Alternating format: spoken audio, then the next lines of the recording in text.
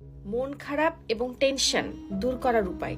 সমস্যা ছাড়াই পৃথিবীতে কোনো মানুষ নাই। কেউ টাকার টেনশনে আছে, আবার কারো টাকা থাকলে শান্তির অভাব।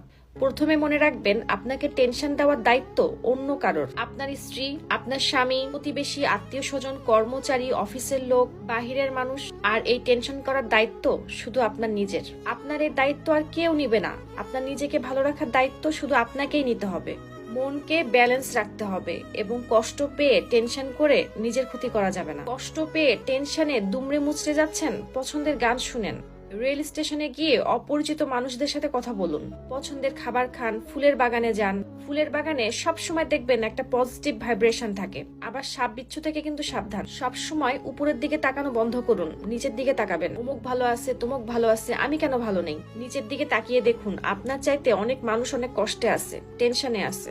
অভিজ্ঞ মানুষদের সাথে পরামর্শ নেন। মনে রাখবেন, এই পৃথিবীতে সবচাইতে খারাপ জিনিস হচ্ছে টেনশন, যা মানুষকে ভিতর থেকে ঘুন পোকার মতো খেয়ে শেষ করে দেয়। আর আপনার জীবনে যারা ঘুন পোকা, তাদের থেকে দূরে থাকুন। আপনার ভালো আপনি যদি না বোঝেন, কেউ বুঝতে আসবে না। বেশি টেনশন করলে রাতের ঘুম নষ্ট হবে, চেহারা নষ্ট হবে, চুল পড়ে যাবে, মস্তিষ্কে পাথর জমবে, ফিটনেস নষ্ট হয়ে যাবে, বয়সের তুলনায় বেশি বয়স্ক দেখা যাবে।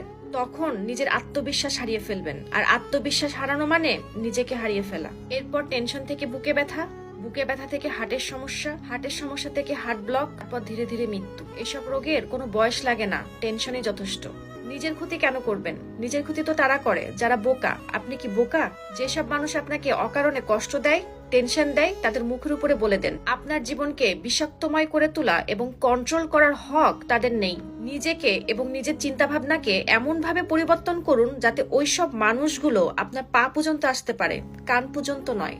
একটা কথা বুঝতে পারি না, সম্পর্কের মাঝখানে এসে ব্যস্ত হয়ে যাওয়া মানুষগুলো সম্পর্কের শুরুতে এত সময় কোথা থেকে নিয়ে আসে?